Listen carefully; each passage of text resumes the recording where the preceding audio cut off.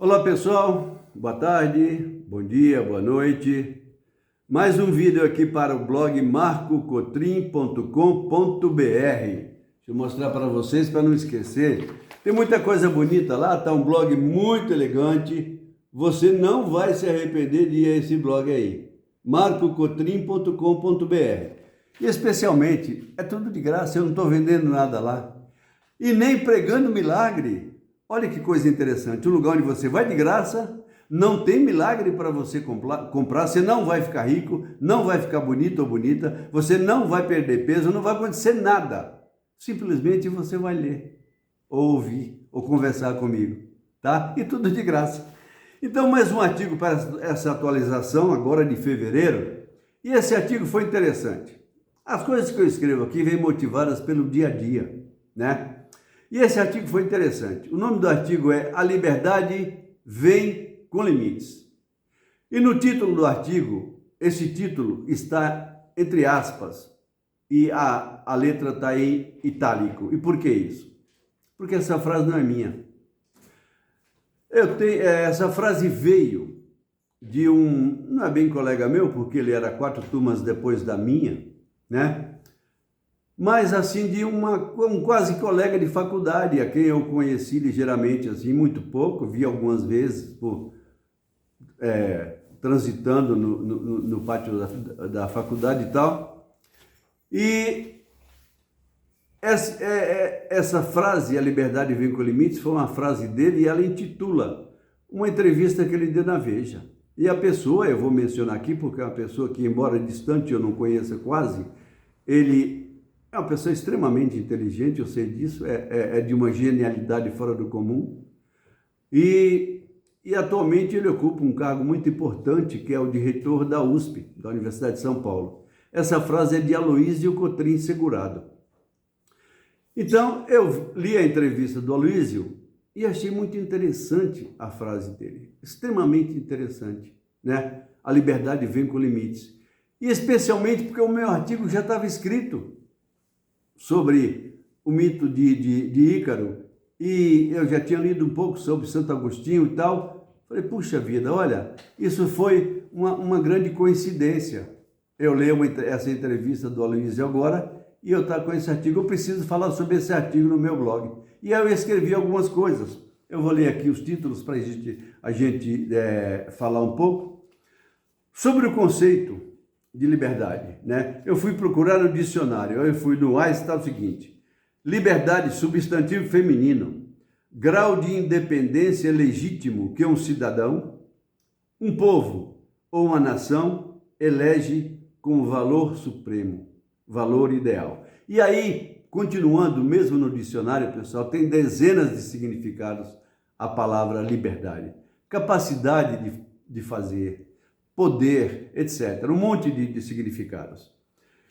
Mas, assim, o que eu pensei sobre liberdade, lendo essa frase da Ulisses, foi o seguinte: a gente nasce com liberdade, a gente nasce livre. Um recém-nascido é absolutamente livre, ele faz o que quer. Vamos pensar? Será que ele faz o que quer? Não, pessoal. O próprio nascimento da liberdade já vem com fronteiras, já vem com limites. Quais? Os limites da natureza. A criança precisa beber água, precisa, maiorzinha, se for bebezinho pode ser só leite de peito, precisa comer, precisa se agasalhar, precisa de alguém que cuide do banho, da troca de fralda, da febre, do remedinho, etc. Então, essa liberdade já está limitada pelas circunstâncias naturais. A natureza já dá limites muito importantes para essa liberdade.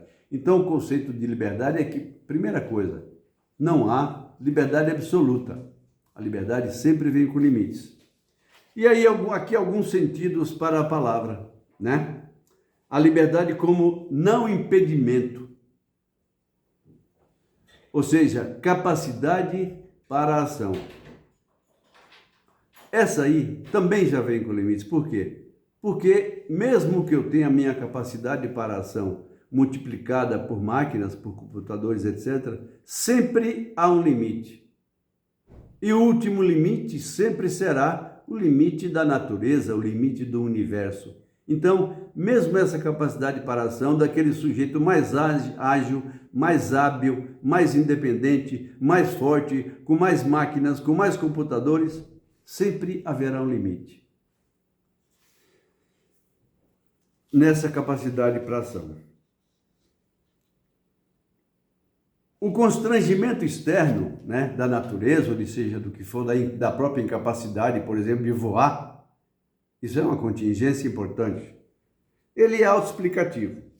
Também pode haver constrangimentos internos intransponíveis de natureza moral, de natureza religiosa, etc. E esses constrangimentos internos limitam a capacidade de agir. Nós podemos matar alguém, um ser humano igual a gente? Podemos. Somos capazes disso, basta pegar uma arma. Entretanto, os constrangimentos morais, religiosos, educacionais são tão fortes, tão importantes, que nunca você que não tem uma natureza violenta, por exemplo, é capaz de se imaginar ferindo outro ser humano. Então, olha os limites da liberdade, olha que coisa extremamente importante decorrente de uma frase simples.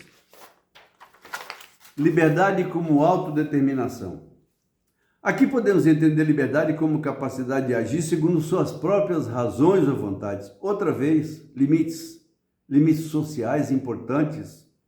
Você tem liberdade de se autodeterminar dentro de limites muito estreitos, por sinal. Aqui eu busco o Fernando Pessoa para me inspirar.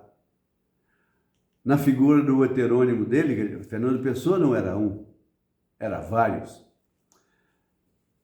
Na figura do seu heterônimo, Bernardo Soares. A liberdade é a possibilidade do isolamento. Se te é impossível viver só, nasceste escravo. Podes ter todas as pompas e esplendores do mundo, mas se não podes viver só, és escravo. Não nasceste para a liberdade, porque não sabes isolar-te dentro de ti.